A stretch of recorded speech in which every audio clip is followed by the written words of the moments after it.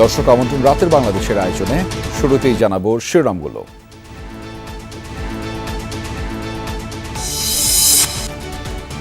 আপনি ID card ঝুড়িতে ফেলে দিলেন স্যার ভয় ফেলেছে, মাফ করে দিন স্যার। ছাড়েন। আপনি বলেন যে এখানে রুগী দিলে কত টাকা পান? স্যার কালটা করলে 150 টাকা পাবো স্যার। 150 টাকা পাবেন? জি। ঢাকা মেডিকেলে দালাল চক্র নিয়ে যমুনা টেলিভিশনের সংবাদ প্রচারের পর চানখারপুলে অভিযান, মোরেলগঞ্জে স্বাস্থ্য কর্মকর্তার ক্লিনিক সিলগালা। বঙ্গভবন ছেড়ে গুলশানের বাসায় উঠলেন সদ্য সাবেক রাষ্ট্রপতি মোহাম্মদ শাহাবুদ্দিন। সফরে জাতীয় স্মৃতিসৌধে অস্থায়ী রাষ্ট্রপতি হাফিজউদ্দিন আহমেদের শ্রদ্ধা নিবেদন।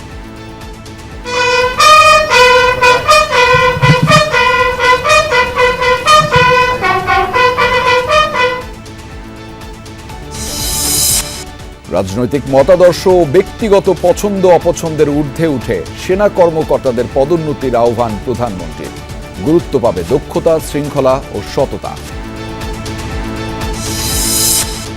রাজধানী সহ আশপাশের জেলায় কাটেনি গ্যাস সংকট, ফিলিং স্টেশনে যানবাহনের দীর্ঘ সারি। রাতারাতি সংকটের সমাধান নেই বললেন বাণিজ্য মন্ত্রী।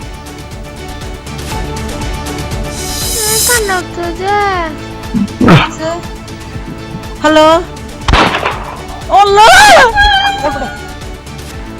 কক্সবাজারের কাউন্সিলর একরাম হত্যা পরিকল্পিত বলছে প্রসিকিউশন। শেখ হাসিনা, ওবায়দুল কাদের সহ 11 জনের বিরুদ্ধে অভিযোগ আমলে নিল ট্রাইব্যুনাল। দর্শক, এছাড়াও রাতের বাংলাদেশে থাকছে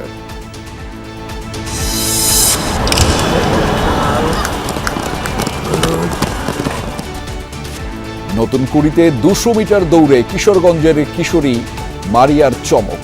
টাইমিং ছিল 28.99 সেকেন্ড।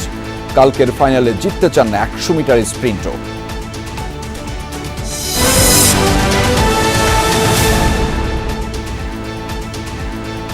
দর্শক, এতক্ষণ শিরোনাম দেখছিলেন, আর আপনাদের সঙ্গে রয়েছি আমি আহমেদ রেজা।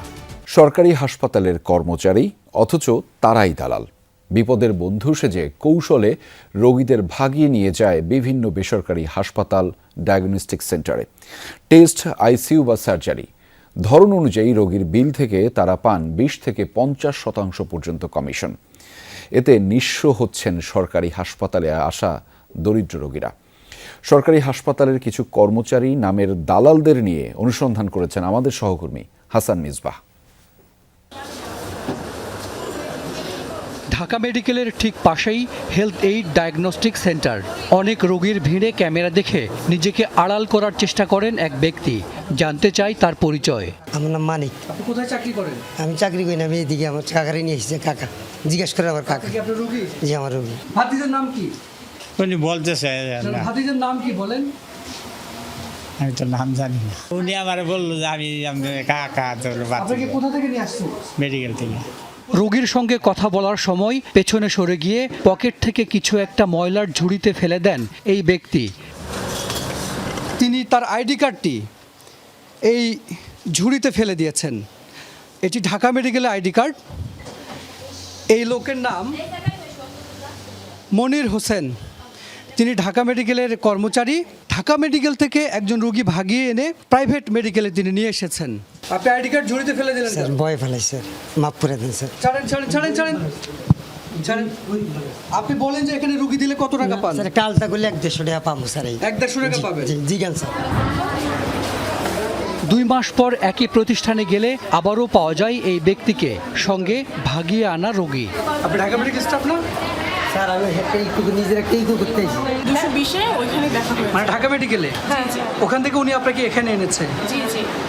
এরই মধ্যে এই ডায়াগনস্টিক সেন্টার থেকে পালিয়ে যায় ঢাকা মেডিকেলের এই কর্মচারী।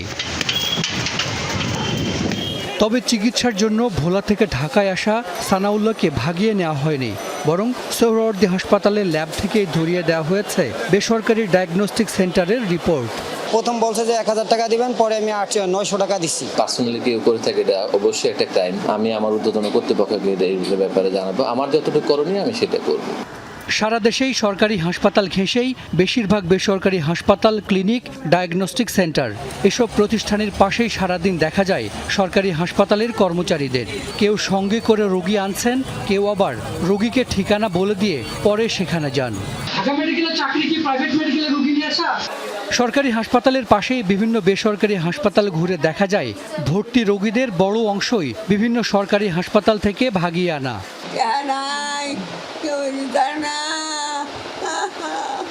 এ যেমন 80 বছরের সালেহা বেগম।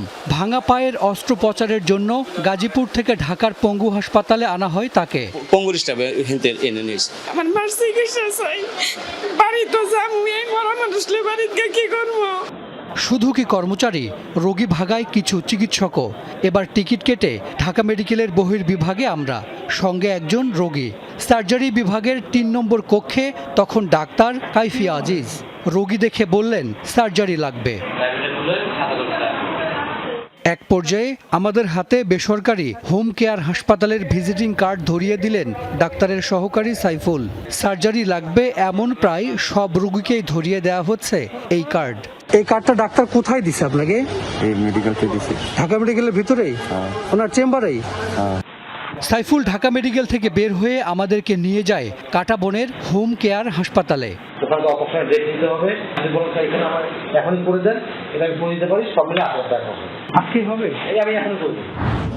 এবার সাংবাদিক পরিচয়ে ডাক্তার কাইফির মুখোমুখি। আপনি সরকারি চেম্বার থেকে প্রাইভেটের কার্ড দিতে পারেন? কর্মচারী থেকে চিকিৎসক, রোগী ভাগিয়ে নিতে সবাই কেন এত বেপরোয়া তা জানা দরকার। এবার চিকিৎসক সেজে অ্যাক্টিভ ডায়াগনস্টিকে ফোন। আমি ময়মনসিংহে ছিলাম, রিসেন্ট এখানে এসেছি। আপনারা টেস্টের কমিশনের পেমেন্টগুলো কিভাবে করে থাকেন? বিকাশের মাধ্যমে করি বা নগদের মাধ্যমে যেভাবে নিতে মানে সরাসরি দিলে দেখা যায় অনেক সময় মেডিকেলের ঝামেলা হয়, তো এখন দিনের হিসাব প্রতিদিনই আমরা দিয়ে দিই। কোনটাতে কত দিচ্ছেন আপনারা? নিটটা রেখে 50%, মানে ব্লাডের 50%, বাকিগুলো দিয়ে দিই। আল্ট্রাসাউন্ডের উপর নির্ভর করে 30%, 40%। ঘণ্টাখানিক পর টেস্টের জন্য পাঠানো হলো রোগী। সঙ্গে ঢাকা মেডিকেলের কর্মচারী পরিচয়ে একজন। পরীক্ষা শেষে দেয়া হলো তার রোগীর বিল থেকে 50% কমিশন। ঢাকা মেডিকেল থেকে একজন রোগীকে ভাগিয়ে এই বেসরকারি ডায়াগনস্টিক সেন্টারে আনবার পরে পরীক্ষা এবং সঙ্গে সঙ্গে দালালির কমিশনও পাওয়া গেল। অর্থাৎ ভাগিয়ে নেওয়া রোগীর জটিলতা অনুযায়ী দেয়া হয় কমিশন। পরীক্ষা নিরীক্ষায় 40 থেকে 50%, আইসিইউ 18,000 টাকা, আর সার্জারি হলে 30% পর্যন্ত রোগীর বিল থেকে কমিশন পায় দালালেরা। ডিমান্ডটা অনেক হাই আমাদের স্বাস্থ্য ব্যবস্থার উপরে, আর সেই তুলনায় অপ্রতুল আমাদের স্বাস্থ্যের সাপ্লাইটা। সেইখানেই দালালরা সুযোগটা পায়। তো এইটার সমাধান একদিনে করা খুব কঠিন, এবং একদিকে আপনার সাপ্লাই বাড়াতে হবে, ডিমান্ডটাকে ম্যানেজ করতে হবে। বিভিন্ন সময় সরকারি হাসপাতালে দালাল বিরোধী অভিযান চালানো হয়। এতে ধরা হয় বাইরের দালালদের, আর ধরা ছোঁয়ার বাইরে থেকে যায় হাসপাতালের ভেতরের দালালেরা। হাসান মিসবা, যমুনা নিউজ, ঢাকা। যমুনা টেলিভিশনের সংবাদ প্রচারের পর রাজধানীর চানখারপুলে অভিযান চালিয়েছে স্বাস্থ্য অধিদপ্তর। অনিয়ম, টেকনোলজিস্ট না থাকা এবং চিকিৎসকের স্বাক্ষর ছাড়াই ভুয়া রিপোর্ট প্রদানের অভিযোগে হেলথ এইড ও অ্যাক্টিভ নামে 2টি ডায়াগনস্টিক সেন্টার বন্ধ করে দেওয়া হয়েছে। যমুনা টেলিভিশনের সংবাদের জেরে দুপুরে রাজধানীর চানখারপুলে অভিযানে নামে স্বাস্থ্য অধিদপ্তরের প্রতিনিধি দল। পরিদর্শনের শুরুতেই হেলথ এইড ডায়াগনস্টিক সেন্টারের ভেতরে চরম অব্যবস্থাপনা দেখতে পান কর্মকর্তারা। মানদণ্ড না মেনে একটি আবাসিক ভবনে পরিচালিত এই প্রতিষ্ঠানের একাধিক রিপোর্টে মেলেনি চিকিৎসকের স্বাক্ষর। যে ক্রাইটেরিয়ার ভিত্তিতে এটা বন্ধ করা হয়েছিল, যেগুলো আমরা ওনাদেরকে কারেকশন করতে বলছি, সেগুলো কিন্তু ওনারা ন্যূনতম কারেকশন করেন নাই। এখন এটা খুলে গেল কিভাবে, এটা আমি এই মুহূর্তে বলতে পারছি না। আমরা এটা গিয়ে এটা বন্ধ করার যে চিঠি দেব, সেই একই সাথে আমরা এটা খুলে গেল কিভাবে, খোলা হলো কিভাবে, সেটার জন্য আমরা একটা তদন্ত করতে দেব। ঢাকা মেডিকেল থেকে যেসব দালাল ও চিকিৎসকের সুপারিশে এখানে রোগী পাঠানো হতো, তাদের বিরুদ্ধেও ব্যবস্থার নির্দেশ দিয়েছে স্বাস্থ্য অধিদপ্তর। এখানে আমরা ঢাকা মেডিকেল কলেজ হসপিটালে একটা ফাইলও পেয়েছি with slip, Dhaka medical college হসপিটালের স্লিপ, ওখানে অ্যাডভাইস দেওয়া আছে পরীক্ষা নিরীক্ষার জন্য। তো সেগুলোর সমস্ত ছবি তুলে আমি ডাইরেক্টর মহোদয়কে পাঠিয়ে দিচ্ছি। উনি যদি তদন্ত কমিটি করে দেন তাহলে ওই রুগীটা এখানে ট্রাফিক হয়ে কিভাবে আসলো সেটার সমস্ত তথ্য জানা যাবে এবং সেটার সাথে যেই জড়িত থাকুক আমি আশা করছি ব্যবস্থা নেওয়া হবে। পরে পাশের অ্যাক্টিভ ডায়াগনস্টিক সেন্টারে অভিযান চালায় স্বাস্থ্য অধিদপ্তর। ব্লাড ব্যাংক ও প্যাথোলজি ল্যাবে কোনো দক্ষ টেকনোলজিস্ট না থাকা এবং একই কায়দায় ভুয়া রিপোর্ট দেওয়ায় বন্ধ করে দেওয়া হয় এটিও। ব্লাড ব্যাংকে ব্লাড ট্রান্সফিউশন স্পেশালিস্ট পাওয়া যায় নাই, আর মেডিকেল অফিসার পাওয়া যায় নাই। আর ল্যাবের ক্ষেত্রে দেখা যাচ্ছে প্যাথোলজি বিশেষজ্ঞ তার স্বাক্ষর ছাড়াই রিপোর্ট সরবরাহ করা হচ্ছে। এই জন্য পরবর্তী নির্দেশ না দেওয়া পর্যন্ত এটার কার্যক্রম বন্ধ করবে। জনস্বাস্থ্য ঝুঁকিতে ফেলে গড়ে ওঠা এসব অবৈধ চিকিৎসা কেন্দ্রের বিরুদ্ধে অভিযান অব্যাহত থাকবে বলে জানিয়েছেন স্বাস্থ্য অধিদপ্তরের কর্মকর্তারা। তাজনুর ইসলাম, যমুনা নিউজ, ঢাকা।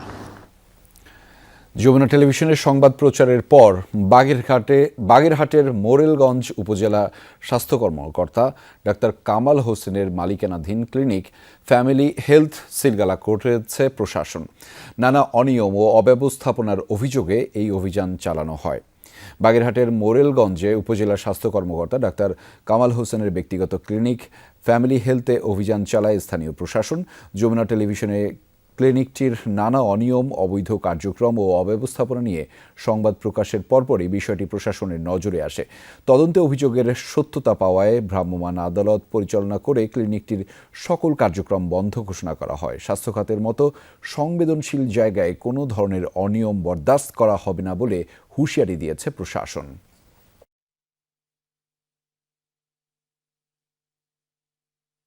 দেশের 22তম রাষ্ট্রপতি হিসেবে 3 বছর 3 মাস দায়িত্ব পালন শেষে বঙ্গভবন ছেড়েছেন মোহাম্মদ শাহাবুদ্দিন। শুক্রবার স্বাস্থ্যগত কারণ দেখিয়ে পদত্যাগ করেন তিনি। রোববার দুপুরে ভিভিআইপি প্রোটোকলে বঙ্গভবন থেকে গুলশানের নিজ বাসায় ওঠেন সদ্যবিদায়ী রাষ্ট্রপতি। সংবিধান অনুযায়ী আগামী 6 মাস নিরাপত্তা সহ তিনি রাষ্ট্রীয় সুযোগ সুবিধা পাবেন বলে জানিয়েছেন স্বরাষ্ট্রমন্ত্রী। আইন অনুযায়ী মোহাম্মদ শাহাবুদ্দিনের বিরুদ্ধে ফৌজদারি ব্যবস্থা নেওয়ার সুযোগ নেই বলেও জানিয়েছেন তিনি। গেল 24 জুলাই শারীরিক অসুস্থতার কারণ দেখিয়ে রাষ্ট্রপতির পদ থেকে পদত্যাগ করেন মোহাম্মদ শাহাবুদ্দিন। পদত্যাগের দুদিন পর বঙ্গভবনে হলো বিদায়ী আনুষ্ঠানিকতা।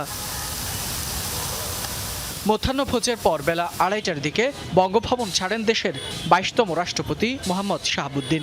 নিরাপত্তা প্রোটোকল নিয়েই বঙ্গভবন থেকে বেরিয়ে আসে তার গাড়িবহর। রাজধানীর শাহবাগ, নয়াপল্টন, বিজয়নগর, বনানী হয়ে তিনি পৌঁছান গুলশানের নিজ বাসায়, যা আগে থেকেই প্রস্তুত করা ছিল সদ্যবিদায়ী রাষ্ট্রপতির জন্য। সাবেক রাষ্ট্রপতি হিসেবে আগামী 6 মাস রাষ্ট্রের অতি গুরুত্বপূর্ণ ব্যক্তি হিসেবে ভিভিআইপি নিরাপত্তাতেই থাকবেন মোহাম্মদ শাহাবুদ্দিন। 2023 সালের 13 ফেব্রুয়ারি রাষ্ট্রপতি হিসেবে নির্বাচিত হন তিনি। সদ্যবিদায়ী রাষ্ট্রপতি মোহাম্মদ শাহাবুদ্দিনের পদত্যাগের পর থেকেই বিভিন্ন রাজনৈতিক মহল থেকে তার বিচারের দাবি উঠেছে। এ নিয়ে সচিবালয়ে সাংবাদিকদের স্বরাষ্ট্রমন্ত্রী জানান, বিরোধী পক্ষ গ্রেপ্তার, মামলাসহ যেসব দাবি জানাচ্ছে তা আমলে নিচ্ছে না সরকার। বলেন, সাবেক রাষ্ট্রপতি বর্তমান সরকারকে সহযোগিতা করেছেন। এসএসএফ, পিজিআর সহ এটা 6 মাসের একটা বিধান আছে, সেটা 6 মাসের তিনি তাদের সুযোগ পাবেন, মানে প্রোটেকশনের সুযোগ পাবেন। এছাড়া পুলিশ এবং আমাদের অন্যান্য সংস্থার পক্ষ থেকে তার নিরাপত্তার ব্যবস্থা গ্রহণ করা হবে। এ প্রসঙ্গে আইনমন্ত্রীর মন্তব্য, জনদাবিকে গুরুত্ব দেওয়ার পাশাপাশি কেউ অন্যায়ের শিকার হোক তা চায় না সরকার। সরকার সবকিছু যাচাই বাছাই করে সঠিক সময়ে সঠিক সিদ্ধান্তটা নেবেন, এতটুকু ভরসা সরকার প্রধান এবং আমাদের উপরে আপনাদের রাখতে হবে। আমরা একদিকে যেমন জনদাবিকে গুরুত্ব দেব, একই সাথে কেউ অন্যায় শিকার হোক সেটাও চাব না। শোনা যাচ্ছে সোমবার থেকেই বঙ্গভবনে নিয়মিত কার্যক্রম শুরু করবেন অস্থায়ী রাষ্ট্রপতি হাফিজউদ্দিন আহমদ। ফয়সাল মাহমুদ, যমুনা নিউজ, ঢাকা। রাষ্ট্রপতির দায়িত্ব পেয়ে সাভার জাতীয় স্মৃতিসৌধে পুষ্পস্তবক অর্পণ করেছেন অবসরপ্রাপ্ত মেজর হাফিজউদ্দিন আহমদ। এ সময় শহীদদের প্রতি সম্মান জানিয়ে কিছুক্ষণ নীরবে দাঁড়িয়ে থাকেন মুক্তিযুদ্ধে অসামান্য অবদান রাখা এই বীর বিক্রম। পরে তিনি ছুটে যান সাবেক রাষ্ট্রপতি জিয়াউর রহমান ও সাবেক প্রধানমন্ত্রী খালেদা জিয়ার সমাধিস্থল জিয়া উদ্যানে। পুষ্পস্তবক অর্পণ করেন দুই নেতার সমাধিতে। দায়িত্ব নেয়ার পর প্রথম কর্মদিবসে সাভার জাতীয় স্মৃতিসৌধে যান অস্থায়ী রাষ্ট্রপতি হাফিজউদ্দিন আহমদ। 12:15টায় মুক্তিযুদ্ধের বীর শহীদদের স্মৃতি মিনারে শ্রদ্ধা নিবেদন করেন তিনি। এ সময় কিছুক্ষণ নীরবে দাঁড়িয়ে থাকেন মুক্তিযুদ্ধের এই বীর বিক্রম। 3 বাহিনীর সদস্যদের সাথে নিয়ে সশ্রদ্ধ সালাম জানান অস্থায়ী রাষ্ট্রপতি।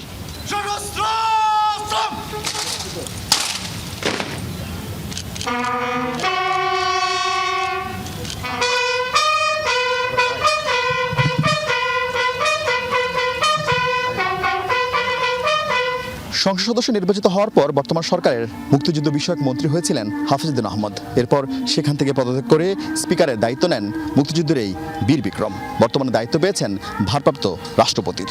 তবে শেষ পর্যন্ত দেশের 23তম রাষ্ট্রপতি হিসেবে বিএনপির মনোনয়ন তিনি পান কিনা তাই এখন দেখার বিষয়। স্মৃতিসৌধ থেকে জিয়া উদ্যানে ছুটে যান অস্থায়ী রাষ্ট্রপতি হাফিজউদ্দিন আহমদ। শ্রদ্ধা নিবেদন করেন মুক্তিযুদ্ধের ঘোষক ও শহীদ রাষ্ট্রপতি জিয়াউর রহমান ও সাবেক প্রধানমন্ত্রী খালেদা জিয়ার সমাধিতে। পরে দোয়া ও মুনাজাতে অংশ নেন তিনি।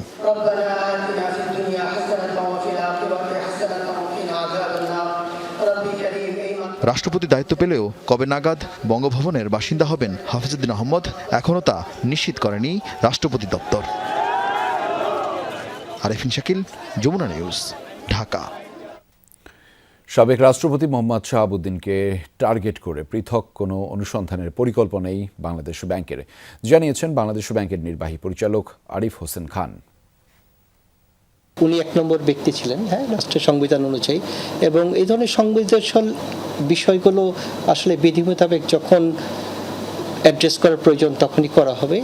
এটা আলাদা করে বাংলাদেশ ব্যাংক কোনো বিশেষ প্রায়োরিটি দিচ্ছে বা কোনো টার্গেট নিয়ে কোনো কাজ করতেছে এরকম হওয়ার সুযোগ নেই। সেনা কর্মকর্তাদের পদোন্নতির ক্ষেত্রে রাজনৈতিক মতাদর্শ ও ব্যক্তিগত পছন্দ অপছন্দের ঊর্ধ্বে থাকার আহ্বান জানিয়েছেন প্রধানমন্ত্রী তারেক রহমান। অফিসারদের পেশাগত দক্ষতা, মেধা ও যোগ্যতার উপর গুরুত্ব আরোপ করতে নির্বাচনী পর্ষদের সদস্যদের নির্দেশনা দিয়েছেন তিনি। জানিয়েছেন সশস্ত্র বাহিনীর আধুনিকায়ন ও উন্নয়নের জন্য একটি রূপরেখা প্রণয়নের কাজ করছে সরকার।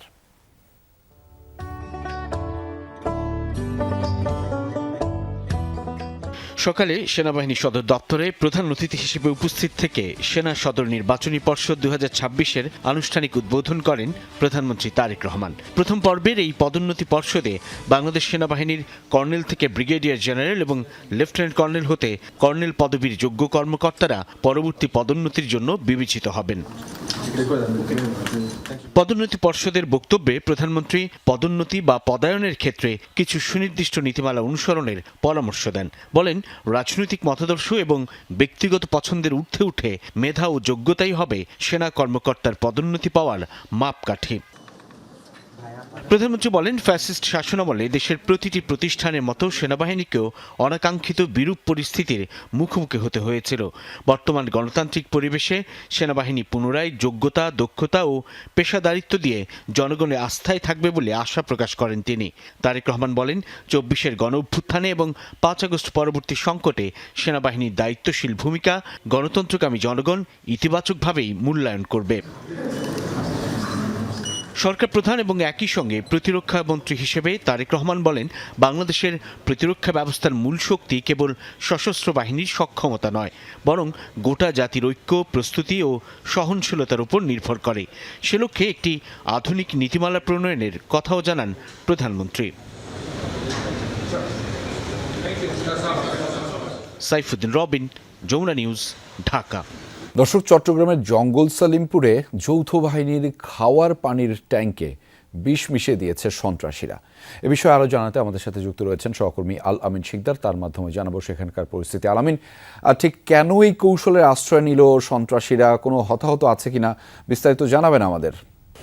রেজা, এই ঘটনাটি ঘটে ঠিক সকালবেলা। আজকে এই বিষয়টি জানতে পারে পুলিশ সদস্যরা এবং যে যৌথ বাহিনীর যে ক্যাম্পটি রয়েছে জঙ্গল সলিমপুরের আলীনগরের একদম শেষের দিকে, সেই ক্যাম্পে অর্থাৎ পুলিশের পাশাপাশি কিন্তু বিজিবি এবং সেনাবাহিনী তারা কিন্তু সেই জায়গাটিতে এবং র্যাব সদস্যরা সেখানে বসবাস করেন এবং দীর্ঘদিন ধরে সেখানে তারা রয়েছেন। সেই ক্যাম্পে যে পানি সরবরাহের যে পাইপ, যে লাইনটি রয়েছে, সেই লাইনের এখন যে অংশটি আমরা দেখতে পাচ্ছি পুলিশ সদস্যরা দেখছেন, সেই পাইপলাইন দিয়েই কিন্তু বিষ মেশানো হয়েছে এবং সেটি তারা বুঝতে পারার পর থেকেই কিন্তু এই জায়গাটিতে পুলিশের একের পর এক ঊর্ধ্বতন কর্মকর্তারা আসছেন, অন্যান্য বাহিনীর ঊর্ধ্বতন কর্মকর্তারা আসছেন। তারা বিষয়টি খুঁটিয়ে বের করার চেষ্টা করছেন, কিভাবে পানিতে বিষ মেশানো হলো, কেন মেশানো হলো, কি কৌশল তারা অবলম্বন করছেন সেটা বের করার চেষ্টা করছে। এই মুহূর্তে চট্টগ্রাম রেঞ্জের এডিশনাল ডিআইজি নাজিম এখানে রয়েছেন। আপনি যদি একটু বলেন এখানে আসলে কি কৌশলে তারা বৃষ্টি মেশালো সেটা আমরা একটু প্রথমে জানতে চাই। এখানে আমরা এসে যেটা দেখছি, আমাদের এখানে একটা ডিপ টিউবওয়েল ছিল, এটা সাবমার্সিবল পাম্প থেকে আমরা পানি টেনে আমাদের ক্যাম্পে ইউজ করি। এই পানিটা আবার স্কুলেও ইউজ হয়, পাশে যে স্কুল আছে ওখানে ইউজ হয়। তো আমরা এই সকালে আমাদের পুলিশ সদস্য যখন প্রথম ফাইন্ড আউট করে, আমরা এসে দেখি যে আমাদের যে সাবমার্সিবল পাম্পের যে লাইনটা, এখান থেকে দুটো লাইন গিয়েছে, একটা আমাদের ওই স্কুল ও ক্যাম্পের দিকে আর একটা অন্য দিকে। তারা এই কানেকশনটায় কোনো হাত না দিয়ে এইটাকে লক করেছে, আগে লক করে তারা এই পাইপের এখানে মুখ থেকে কেটেছে, কেটে খুলে এই পাইপের ভেতরে রাসায়নিক কীটনাশক টাইপের কিছু একটা দিয়েছে। এটা দিয়ে তারা আবার এই যে পলিথিন দিয়ে বেঁধে এই পলিথিন দিয়ে ঢেকেও রেখেছে যাতে আমরা বুঝতে না পারি। এবং এইটা এই পানিটাই যখন ব্যবহৃত হয়েছে ক্যাম্পে, তখন ভোরবেলা যখন আমাদের পুলিশ সদস্যরা উঠে মুখ ধোয়া বা মুখ পরিষ্কার করার জন্য ব্যবহার করতে গিয়ে দেখেছে যে সাদা পানি, কেউ কেউ চোখে ঘুম ভাঙার পরে চোখে পানি দিয়ে দেখেছে যে চোখে জ্বলছে। তখন তারা প্রথম সন্দেহ করে যে এটা একটা স্বাভাবিক পানি না। তারপর আমাদের ঊর্ধ্বতনদের জানায়, আমরা দ্রুত এসে দেখি যে পানি একদম সাদা ঘোলা এবং খুবই অন্যরকম একটা বিটকেলে গন্ধ। পরে আমরা অনুমান করি যে এটা কোনো বিষাক্ত কিছু বা রাসায়নিক কিছু। পরে আমরা পানির উৎস খুঁজতে যে কোথায় কি হয়েছে দেখতে এসে এখানে খুঁজে পাই যে এখানে কেটে তারা এই ব্যবস্থাটা করে। তারা এই কৌশল আজ বিষ মেশালো, এর আগেও কিন্তু আপনাদের পানির লাইন, বিদ্যুতের লাইন, এই ধরনের বেশ কিছু সংযোগ তারা কেটে দিয়েছিল এবং আপনাদের ক্যাম্পেও তারা হামলা করেছে। তাদের মূল উদ্দেশ্য এবং এই কৌশলগুলো অবলম্বন করার কারণটা কি আসলে? এখানে আপনারা জানেন যে শুরু থেকেই তারা আমাদের ক্যাম্প যাতে না থাকে সেই চেষ্টা সম্পূর্ণভাবে করেছে। তারা এখানে আমাদের প্রথম দিকে ইলেকট্রিক লাইন কেটে দিয়েছে, পানির লাইন কেটে দিয়েছে, পরবর্তীতে একসময় সুযোগ মতো তারা একটা হামলাও করেছে। তাদের উদ্দেশ্য যে এখানে থেকে যদি আমরা চলে যাই তাতে তাদের সুবিধা, তারা আবার সেই সন্ত্রাসী সাম্রাজ্যটা গড়ে তুলতে পারবে। এটা একেবারেই বিচ্ছিন্ন বৈরী এলাকা, আপনারা সবাই জানেন। আমরা অনেক কষ্ট করে ক্যাম্পগুলো বসিয়ে নিয়ন্ত্রণ করছি। আলামিন, একটু জানতে চাই যে এই ঘটনায় কেউ আহত হয়েছেন কিনা, কোনো ধরনের দুর্ঘটনা ঘটেছে কিনা সেটা একটু জানবেন তার কাছ থেকে। এখন তারা এই গুপ্ত পদ্ধতি বেছে নিয়েছে, এই বিষাক্ত বা খারাপ কিছু দিয়ে কিভাবে কি করা যায়। এটা খুবই ডেঞ্জারাস ছিল। এটা যদি আমরা শুরুতে ফাইন্ড আউট করতে না পারতাম, তাদের ব্যাপারটা এতটা অমানবিক একটা কাজ ছিল যে আপনি বুঝতেই পারছেন যে এই পানিটা স্কুলের বাচ্চারা খায়, আবার এই পানিটাই কিন্তু পাশেই বিল্ডিংয়ে আমাদের ক্যাম্পের পুলিশ সদস্যরা ব্যবহার করে। এই পানি, বিষাক্ত পানি যদি খেত এবং এই বাচ্চারাও যদি স্কুলে এসে খেত, আমাদের পুলিশ সদস্যরা খেত, এটা একমাত্র আল্লাহ পাক বাঁচিয়েছেন। না হলে এখন পর্যন্ত এই ঘটনায় কেউ হতাহত হয়? আমাদের হতাহত হয়নি, এমনি একটু শারীরিক খারাপ বোধ করেছে, কিছু ফুড পয়জনিং এর 2-1 জনের হয়েছে। তা ওটা আমরা মেডিসিন দিয়ে রিকভার করতে পেরেছি। কিন্তু আমরা ভয় পাচ্ছি যে এই জিনিসটাই যদি আল্লাহ না করুক আমরা খুঁজে না পেতাম, তাহলে কতগুলো শিশু বাচ্চা, স্কুলের বাচ্চা এবং পুলিশ সদস্য মারা যেত। এটা এখন আমাদের একটা আতঙ্কের বিষয়। তো আমরা চেষ্টা করছি যে আমাদের নিজস্ব ক্যাম্প এবং পানি পদ্ধতি সবকিছু দ্রুত ব্যবস্থা করতে। এখানে যারা পানি সাপ্লাই দেন, ইলেকট্রিসিটি সাপ্লাই দেন, আমরা তাদের কাছে আবেদন করব আমাদের জন্য নিজস্ব একটা লাইনের ব্যাপারে। তারা এটা করলে আমরা আশা করি। দর্শক, আমরা শুনছিলাম চট্টগ্রামের জঙ্গল সলিমপুর থেকে, সেখানে আসলে পানির মধ্যে বিষ মিশিয়েছে সন্ত্রাসীরা, সেই খবর জানাচ্ছিলেন আমাদের সহকর্মী। নিয়ন্ত্রণ হারিয়ে রাজধানীর কুর্মিটোলা জেনারেল হাসপাতালের সীমানায় একটি বাস ঢুকে পড়ে পথচারীকে চাপা দিয়েছে।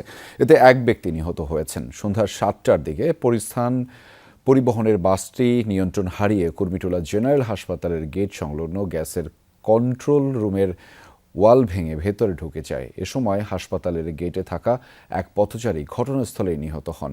নিহত রফিকুল ইসলাম একটি হোটেলের কর্মচারী। এ সময় বাসের ভেতরে থাকা শিশুসহ 2 জন আহত হন। দুর্ঘটনার পর বাসের ড্রাইভারকে আটক করেছে ক্যান্টনমেন্ট থানা পুলিশ। বাসের যাত্রীরা জানান, কুর্মিটোলা আসার পর যাত্রী নামানোর জন্য বাস চালক রাস্তার পাশে দাঁড় করানোর চেষ্টা করেন, কিন্তু ব্রেক ফেল হয়ে হাসপাতালের রাস্তায় ঢুকে যায় বাসটি। এ সময় রাস্তায় দাঁড়িয়ে থাকা 2 জনের একজন সরে গেলেও অন্যজন ঘটনাস্থলে নিহত হন।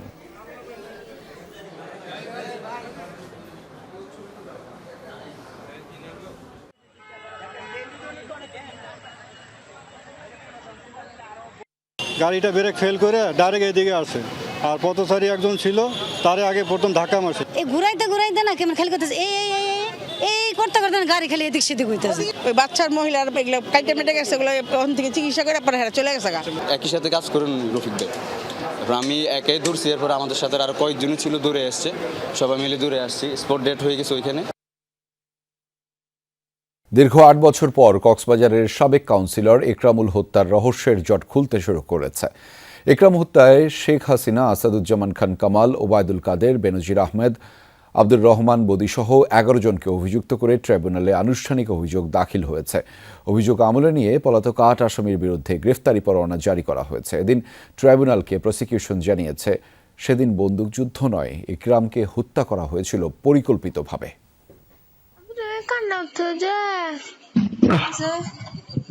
হ্যালো, শেষবারের মতো মুঠোফোনে বাবার সঙ্গে মেয়ের কথা বলা, এরপরই গুলির শব্দ, নিভে যায় টেকনাফের সাবেক কাউন্সিলর একরামুল হকের জীবন প্রদীপ। আমার সবাই কিছু করে নাই যে, 2018 সালের 26 মে মাদক বিরোধী অভিযানের নামে র্যাবের সঙ্গে কথিত বন্দুকযুদ্ধে নিহত হন একরাম। তবে পরিবারের দাবি এটি ছিল পরিকল্পিত হত্যা। একরামের মৃত্যুর আগে পরিবারের সঙ্গে মোবাইল ফোনের সেই কথোপকথন এবং গুলির শব্দ প্রকাশ্যে এলে দেশ জুড়ে প্রশ্ন ওঠে পুরো ঘটনা নিয়ে।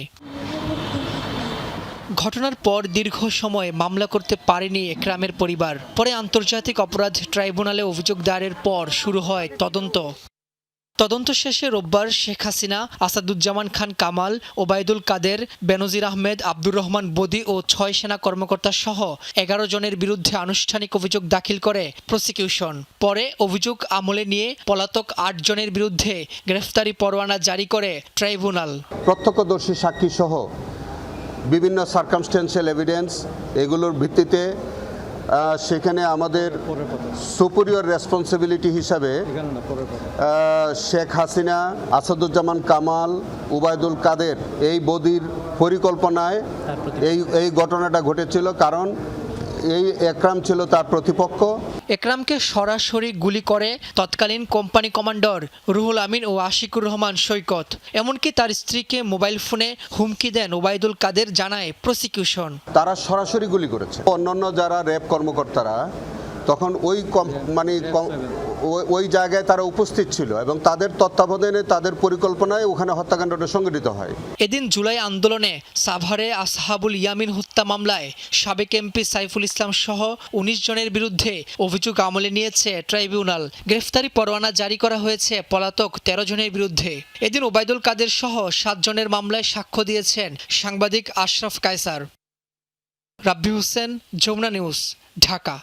এলএনজি সরবরাহ ব্যাহত হওয়ায় রাজধানী জুড়ে তীব্র গ্যাস সংকট দেখা দিয়েছে। ফিলিং স্টেশনগুলোতে ঘণ্টার পর ঘণ্টা অপেক্ষা করেও মিলছে না পর্যাপ্ত গ্যাস। এতে চরম ভোগান্তিতে পড়েছেন সিএনজি চালিত যানবাহনের চালকরা।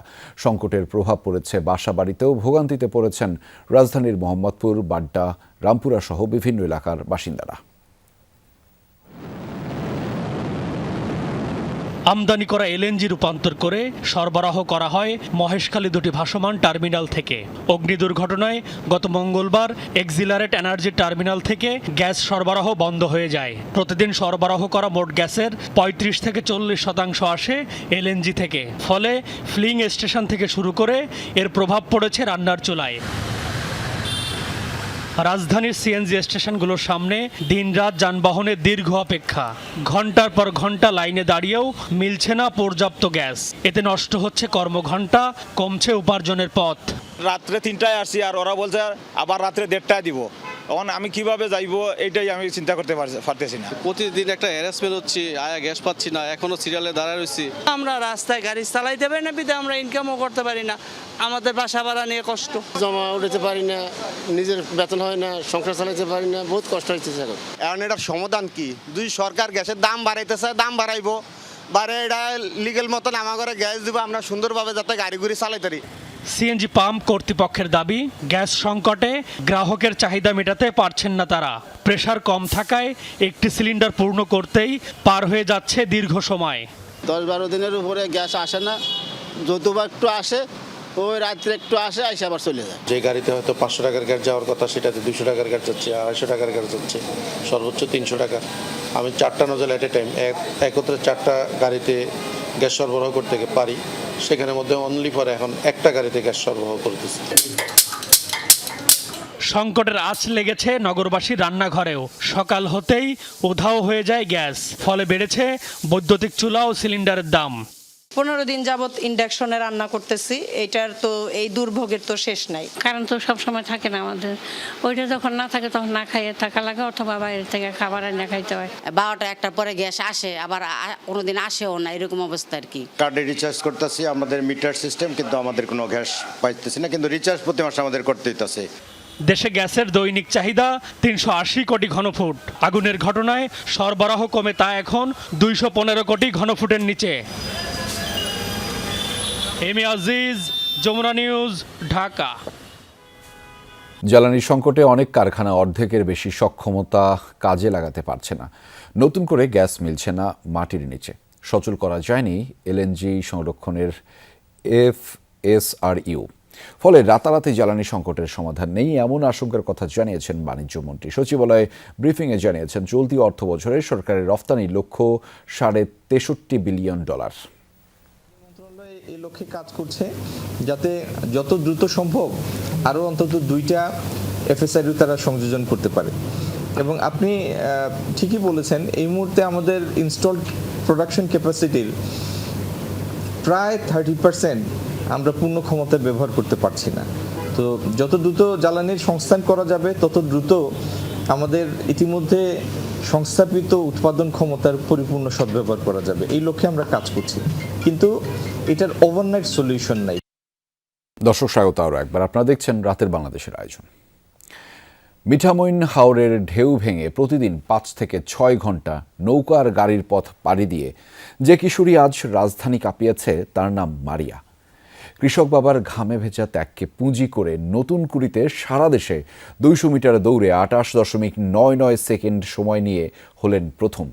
সোমবার সমাপনী দিনে আর্মি স্টেডিয়ামে প্রধানমন্ত্রী তারেক রহমানের সামনে আরেক ইভেন্ট 100 মিটার দৌড়েও প্রথম হবার লক্ষ্য মারিয়ার। ইচ্ছাশক্তির আলোয় গড়া এসব অদম্য বিস্ময় বালিকারাই কি একদিন ঘুচিয়ে দেবে অলিম্পিকে বাংলাদেশের অর্ধশতকের আক্ষেপ? ইচ্ছাশক্তি মানুষকে কত দূর নিতে পারে তার অনন্য উদাহরণ কিশোরগঞ্জের মারিয়া। বিখ্যাত মিঠামইন হাওরে তার বাড়ি। প্রতিদিন 5-6 ঘন্টা নৌকা আর গাড়িতে পাড়ি দিয়ে আসেন কিশোরগঞ্জ শহরে। কৃষক বাবার এতে প্রতিদিন খরচ হয় প্রায় 2000 টাকা, তবুও দমে যাননি। অমানসিক পরিশ্রম করেই 28.99 সেকেন্ড সময় নিয়ে মারিয়া নতুন কুড়িতে সারা দেশের মধ্যে 200 মিটার দৌড়ে হলেন প্রথম। আমার আব্বু একজন কৃষক আর আমার আম্মু একজন গৃহিণী, আর আমাদের বাড়ি থেকে আমাদের স্টেডিয়ামে আসতে মনে হয় 5 কিংবা 6 ঘন্টা সময় লাগে। ফেরিতে আসা লাগে, আর ফেরিতে আইসা পরে ওঠোর মধ্যে উঠা আওয়া যাওয়া 5-6 ঘন্টা লাগে। আর প্র্যাকটিস করতে করতে আমাদের 6-7 ঘন্টা লাগে। প্রতিদিন আসা 1000 টাকা লাগে, যাওয়া 2000। আর আব্বু আম্মুকে বলছি, আর আব্বু আম্মু কিছুদিন দেয় আর কিছুদিন দেয় না। স্যারের কাছে বলছি যে স্যার আমার কাছে আজকে নাই, স্যারে পরে ম্যানেজ করে দিছে আমার কাছে। শুধু তাই নয়, সোমবার ঢাকার আর্মি স্টেডিয়ামে প্রধানমন্ত্রী তারেক রহমানের সামনে আরেক ইভেন্ট 100 মিটার দৌড়েও প্রথম হবার লক্ষ্য মারিয়ার। আজকে হিটে ফার্স্ট হয়েছে 100 মিটারে, কালকে প্রধানমন্ত্রীর সামনে 100 মিটার এই ফাইনাল। আর দোয়া করবেন যে আমি ফার্স্ট হতে পারি। আমাদের এই যে নতুন করি এই খেলার আগে এই আব্বুকে বলছিলাম যে আব্বু আমার এটা নাই, আব্বু আমাকে এটা কিনা দিবা। পরে আব্বু কইতাছে যে আমার কাছে নাইগা, এখন পরে কিনা দেমনে। এই বয়সেই মারিয়ার অমিত প্রতিভা দেখে মুগ্ধ নতুন কুড়ির বিচারকরা। মারিয়াকে ভবিষ্যৎ দ্রুততম মানবিক গড়তে প্রয়োজন সহায়তা। কিছু গড গিফটেড থাকে, তা তার কাছে এরকম কিছু দেখছি যে এটা গড গিফটেড। তাকে হয়তো কিছুদিন কাজ করলে তাকে হয়তো একজন ভালো প্লেয়ার বানানো সম্ভব। তখন এরপর থেকেই আমি তাকে নিয়ে আসি। প্রধানমন্ত্রীর সাথে দেখা হলে বলবো যে আমাদের মাঠটাকে অনেক ভালো করার জন্যে, আর আমার আব্বু আম্মুকে একজন প্রতিষ্ঠিত করার জন্যে। স্বাধীনতার 5 দশক পেরোলেও অলিম্পিকে একটি পদক বাংলাদেশের কাছে অধরার নাম। মারিয়াদের হাত ধরেই কি একদিন আসবে সেই সোনার হরিণ? ভবিষ্যতে অলিম্পিক খেলতে চাই, যাতে ফার্স্ট হতে পারি। মেহেদি নাইম, যমুনা স্পোর্টস, ঢাকা। যুক্তরাষ্ট্রের পর এবার মধ্যপ্রাচ্যে পাল্টা হামলা বন্ধের ঘোষণা দিয়েছে ইরান। ওয়াশিংটন দেশটিতে হামলা স্থগিত করায় এমন সিদ্ধান্ত নিয়েছে তেহরান। রোববার বিষয়টি নিশ্চিত করেছেন ইরানের সশস্ত্র বাহিনীর মুখপাত্র ব্রিগেডিয়ার জেনারেল মোহাম্মদ আকরামিনিয়া। এর আগে টানা 14 দিনের মধ্যে প্রথমবারের মতো ইরানের বন্ধ হয় মার্কিন হামলা। অস্ত্র সংকট, বিশেষ করে প্যাট্রিয়েট সহ অন্যান্য প্রতিরক্ষা ব্যবস্থার ইন্টারসেপ্টরের মজুদ আশঙ্কাজনকভাবে কমে যাওয়ায় এই সিদ্ধান্ত নেয় যুক্তরাষ্ট্র। নিউ ইয়র্কে টাইমসের এক প্রতিবেদনে উঠে এসেছে চাঞ্চল্যকর এমন তথ্যটি। আরেক মার্কিন গণমাধ্যম এক্সিওসের দাবি, কূটনৈতিক তৎপরতা জোরদারেই ট্রাম্প প্রশাসন ইরানে হামলার বন্ধের সিদ্ধান্ত নিয়েছে। অন্তর্বর্তী চুক্তি ভেঙে সপ্তাহ 2 আগে ইরানে আবার হামলা শুরু করে যুক্তরাষ্ট্র। এরপর টানা 13 দিন ধরে চলে অভিযান। দর্শক, এই ছিল রাতের বাংলাদেশের আয়োজনে। এতক্ষণ আমাদের সাথে থাকার জন্য আপনাদের সবাইকে ধন্যবাদ।